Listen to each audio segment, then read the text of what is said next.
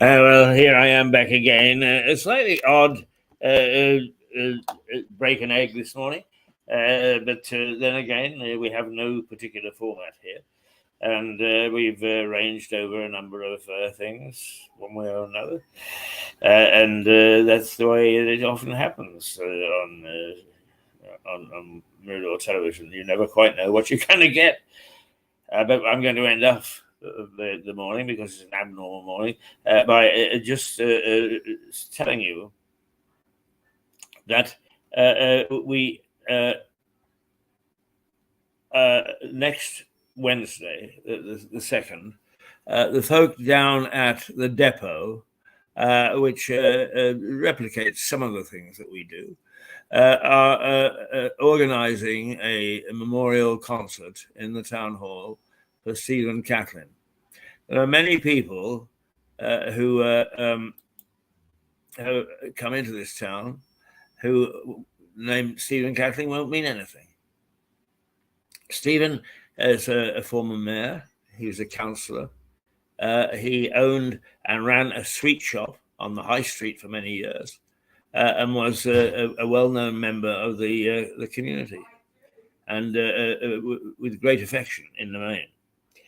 And Stephen passed away about a month ago, and as the tributes have poured in, we on this television channel plan to try to make sure, because you can't rely upon councillors, that his secret garden is cared for and maintained, and that the plans call for a giant watering can to be put in there, perhaps in brass or bronze or whatever. But he was a man who demanded respect when he was alive, and demands our respect when he's dead. Now, next Wednesday is the August the 2nd, and this concert will take place in the town hall. I think it starts at 7:30 or 8 o'clock.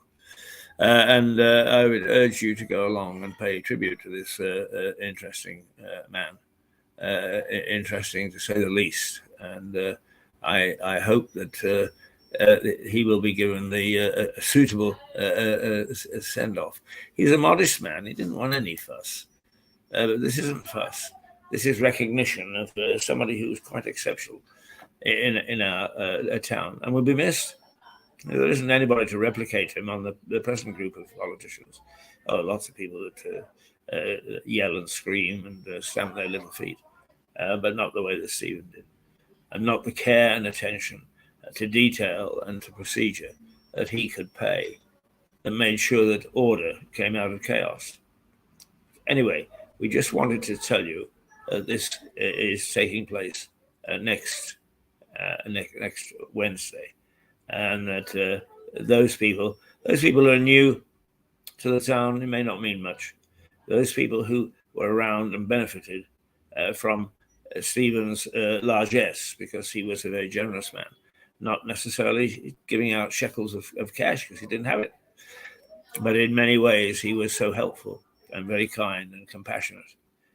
He worked with Mirador Television for a number of years, and had his own program called Catlin's Corner, in which he fearlessly rooted out those things that were wrong with the council, and that's missing. We're trying to get that back, but we're missing Stephen as much as anybody else is missing Stephen. But he certainly was a most exceptional man, and his secret garden was his pride and joy. Very few places elsewhere in this world will you find the mayor with trowel in hand digging the little gardens and the little flower beds that are spotted around the town. That's where you would find Stephen. He was determined that this town should look neat and tidy, that it should have a beauty about it that was unique to it. And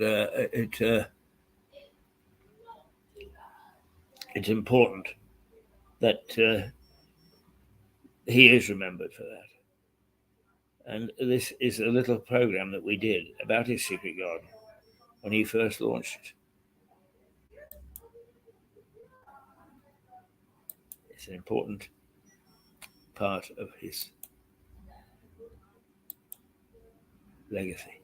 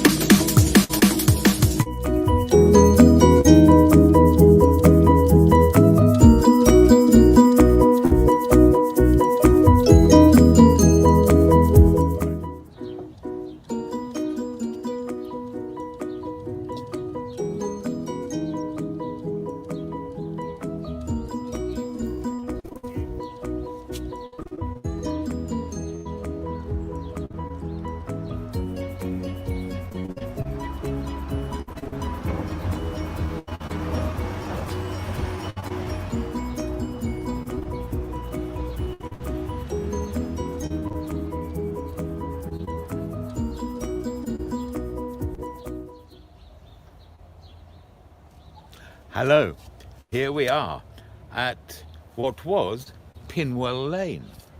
It ran up through here to the top of the High Street. It became closed off some years ago, and this land is now called Manorial Waste. And we have to thank Every, the great Lewis ironmaster, for bringing the gateway from the Grey Friars Franciscan Priory here. This is the only bit that remains. The Premier Inn is now on the site and had been a railway station before. This is the much vaunted secret garden. Until just a few years ago, it was covered in weeds, brambles, and goodness knows what else.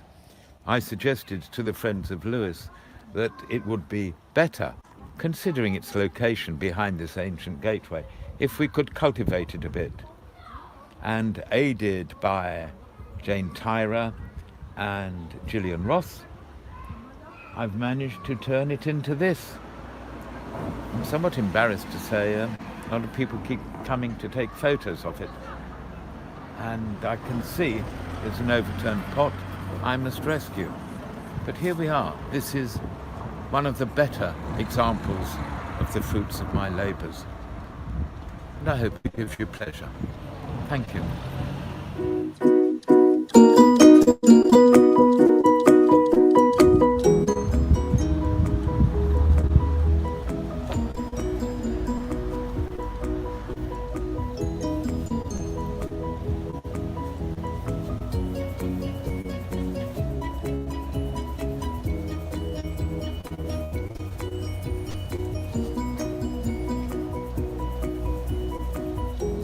And this, the family burial place of William Edwin and Anne Baxter.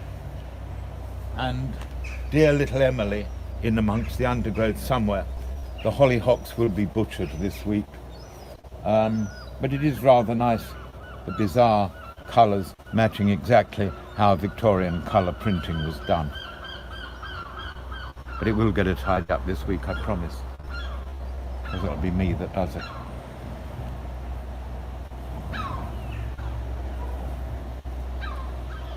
Oh, and the bees.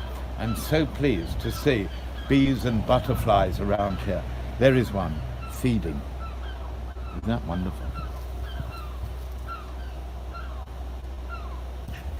And one bee I've saved.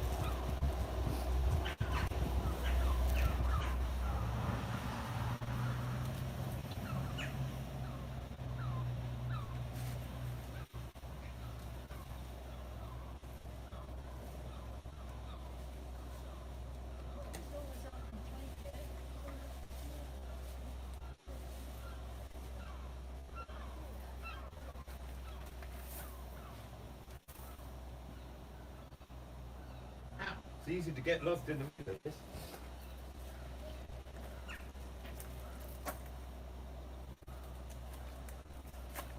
See, zinnias, nearly 3 foot tall. They're only supposed to grow a foot. Must have been a good horse.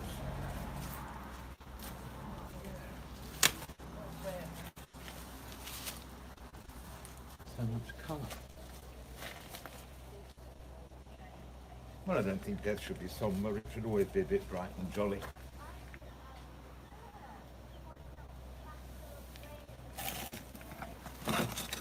We'll just move this.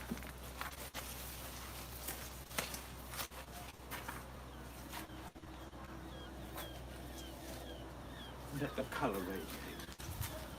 That's it.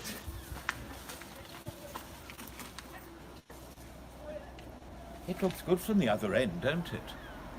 Like all shows, backstage is not so pretty. Mind the bricks behind you.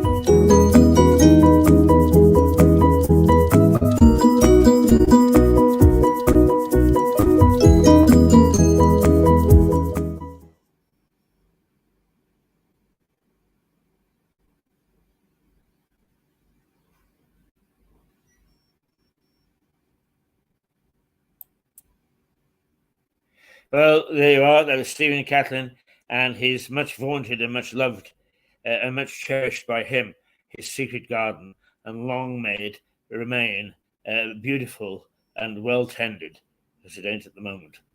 But we're going to do something about that. Next Wednesday, Town Hall, be there. If you knew Stephen, be there. Toodle pip. Toodle, toodle, toodle pip. Odd program today? That's okay. We are odd. Very odd.